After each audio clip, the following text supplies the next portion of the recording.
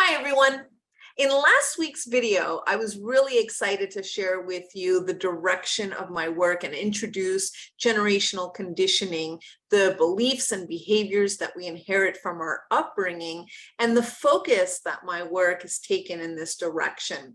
And the reason why I'm so passionate about this is because this has really informed my own path and my own career change into leadership development and diversity, equity, and inclusion, because I started in a very different field as a scientist.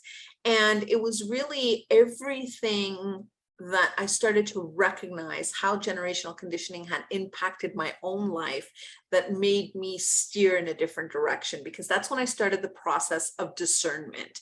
And what I mean by that is really starting to recognize what were the things that I truly wanted to align with, and what were the things that were no longer serving me. Because there's beliefs, behaviors that we inherit that might serve us and might even serve us for a certain period of time and then no longer serve us.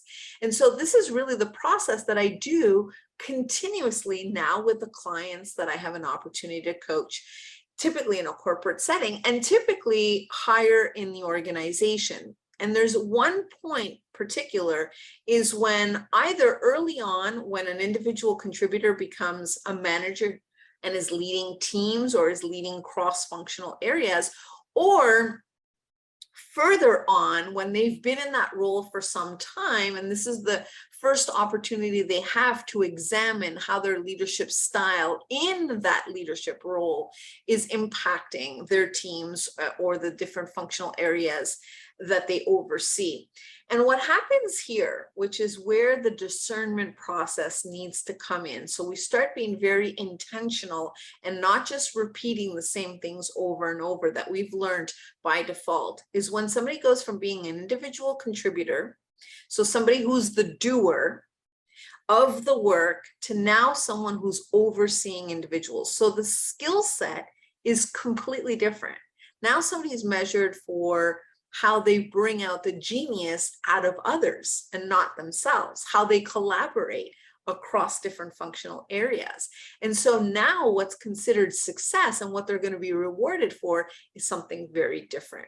Now, I bring up that example because most of us could probably relate to that, having seen that either play out in ourselves or in other individuals within an organization where skill sets that might have gotten them to a certain place and rewarded continuously over and over to a certain point, and then a new skill set is needed.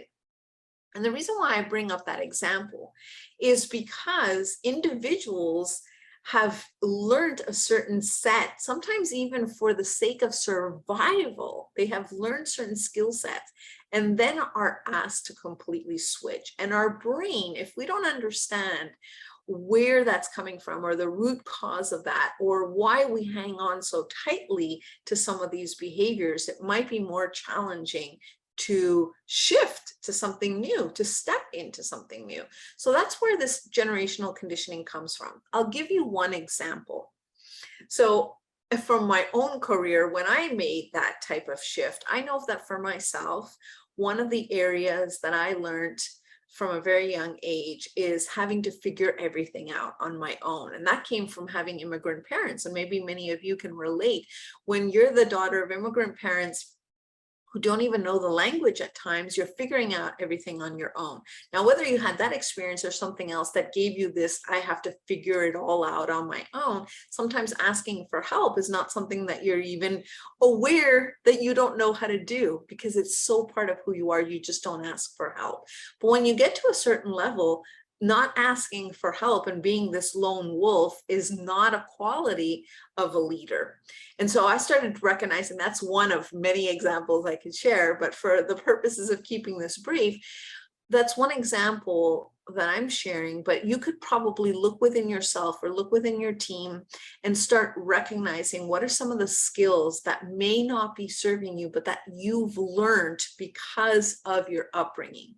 And like I said, in some cases, it might be even survival mechanisms. So the reason why I invite leaders into this exploration of where did you learn that is so that they can start examining their thoughts, their feelings, and how they embody all that. So the physicality of it and how they're showing up, so that they can, again, back to that discernment, is this serving me in the current life, in the current professional setting that I'm trying to create, in the results that I want for my team, and what's being asked of me as a leader right now, not 10 years ago, not even a month ago, but right now. And because we're also operating in a very new environment right now, where new skill sets are being asked of us, this process of discernment and being able to understand if certain things that we are conditioned to believe are no longer working for us is so important. Another area that's very obvious is our biases. So this is also another area where generational conditioning comes in. So my invitation to you, without going further into this topic today, is to just start thinking about being the observer of your own thoughts, your feelings, how you show up in the workplace. I want you to think about what are the different ways in which generational conditioning might be impacting your leadership style, what things are working for you, and what things might be ready for an upgrade. And if you're willing to share, I'd love to hear about it in the comments below.